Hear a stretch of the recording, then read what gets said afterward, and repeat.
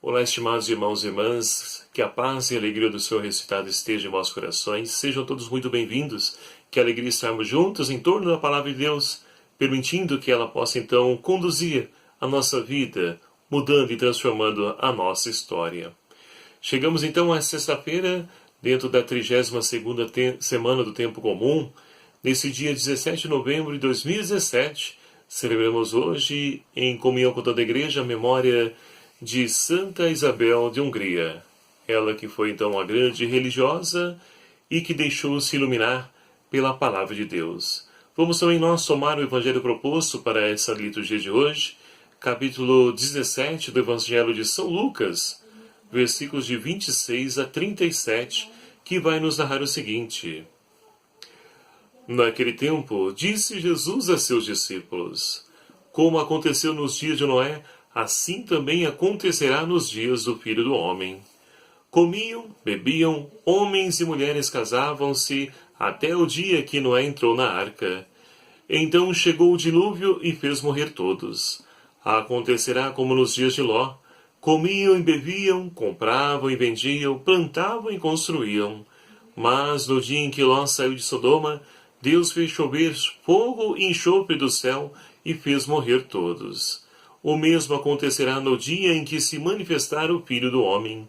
Naquele dia, quem estiver no terraço não entre para apanhar objeto algum em sua casa, e quem estiver no campo não volte atrás.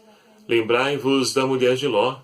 Quem procurar salvar a vida, vai perdê-la, e quem perder a vida, vai salvá-la. Eu vos digo, naquela noite dois estarão na mesma cama, um será tomado e outro será deixado. Duas mulheres estarão juntas moendo farinha, uma será tomada e a outra deixada. Os discípulos perguntaram, Senhor, onde acontecerá isto? Ele respondeu, onde estiver o cadáver, aí se ajuntarão os abutres. Palavra da salvação. Glória a vós, Senhor.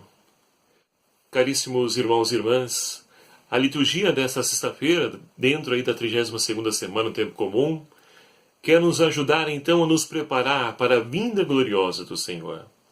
Sabemos que Jesus um dia vai vir para julgar os vivos e os mortos, ou, se não, nós iremos até Ele quando chegar a nossa hora. É interessante a postura aqui então, a qual Jesus ele quer encontrar a cada um de nós quando Ele vier na sua glória.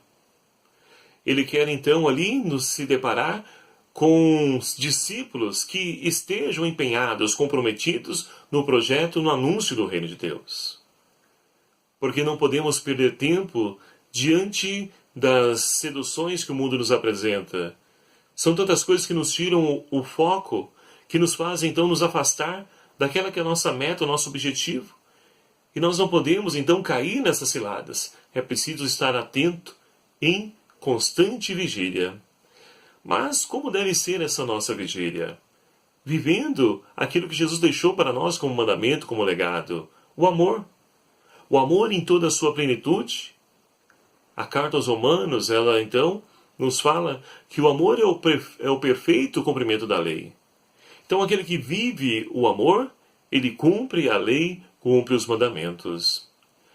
E aí então Jesus, ele se dirige aos discípulos e para nós hoje, nos chamando a atenção, dizendo que a vinda gloriosa do Filho do Homem será como nos dias de Noé, onde todos ali então comiam, bebiam, davam-se em casamento, mas chegou o dia do dilúvio e todos morreram. E aí também ele cita um segundo exemplo nos dias de Ló, onde também todos comiam, se farteavam, e ali então, quando Ló saiu de Sodoma, Deus então fez aí cair fogo, enxofre sobre toda aquela cidade e destruiu completamente ela. Então não podemos perder tempo nesse mundo. É preciso de fato ir ao encontro daqueles nossos irmãos que estão aí perdidos, deixando seduzir pelos prazeres, pelas facilidades que o mundo oferece. Nós que experimentamos o amor de Deus, devemos trabalhar, nos empenhar para ajudar esses irmãos, para que eles também possam encontrar o caminho da verdade. Mas tudo isso só será possível se nós, então, vivermos e colocarmos em prática os valores do Evangelho.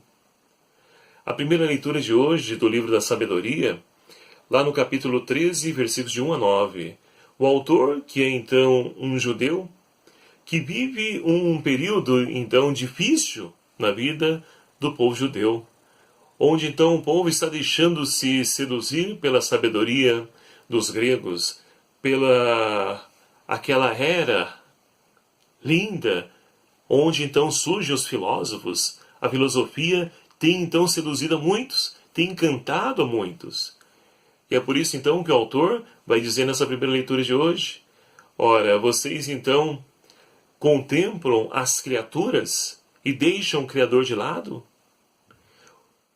E é justamente isso que acontecia na época, porque os pagãos, eles cultuavam então as criaturas.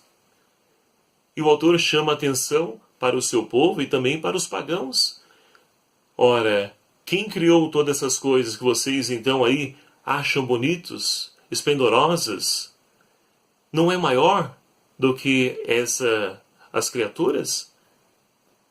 O Criador é sumamente maior, e infinitamente maior, está acima de tudo isso. Então a Ele que deve ser o nosso louvor, a nossa gratidão, é a Ele que nós devemos orientar a nossa vida, e não para as coisas criadas por Ele. Então, vivendo assim, nós vamos de fato contemplar as coisas desse mundo, mas sabemos que elas são criaturas assim como nós, e que foram criadas por um Deus de amor, que criou a cada um de nós, seres humanos, à sua imagem e semelhança. Então é preciso, de fato, render o louvor, a glória, àquele que realmente merece, o Criador de todas essas coisas.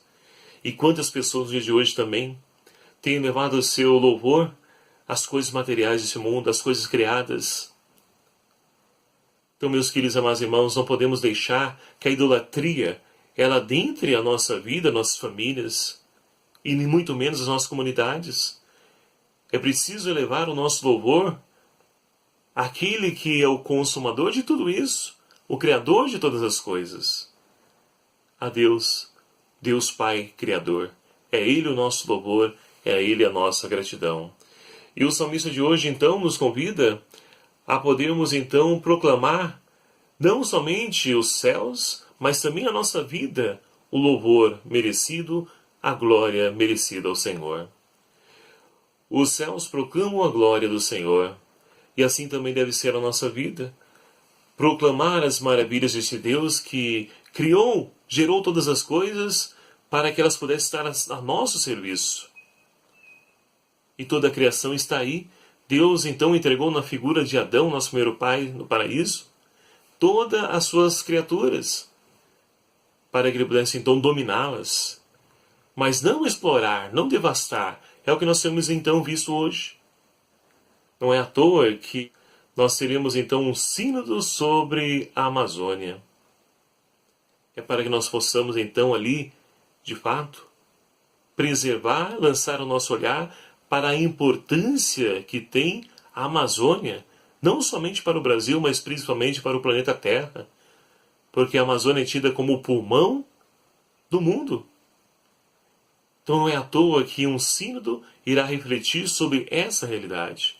Porque, meus queridos amados irmãos, se o mundo de hoje faz vistas grossas para isso, nós, enquanto cristãos, não podemos. É preciso canalizar as nossas atenções para que nós possamos evitar o mal, a destruição, porque as consequências serão gravíssimas, não somente para nós, mas para todo mundo. Então, devemos desde já nos colocar em oração, rezar pelo bom êxito desse sínodo, para que de fato possam surgir ali propostas que preservem o meio ambiente e que façam ali a vida ser preservada, as árvores, os animais, todas as criaturas de Deus devem ser preservadas. E assim, meus queridos amados irmãos, nós estaremos então nos preparando para a segunda vinda gloriosa do Senhor. É assim que Ele espera que cada um de nós estejamos vivendo, estejamos atuando, sendo o sinal do seu amor diante desse mundo egoísta, hedonista, violento. Nós somos chamados a fazer a diferença. e que o Senhor então nos encontre agindo dessa forma, sendo o sinal do seu amor, ajudando os nossos irmãos carentes, e assim estaremos então nos preparando para quando o Senhor vier na sua vinda gloriosa.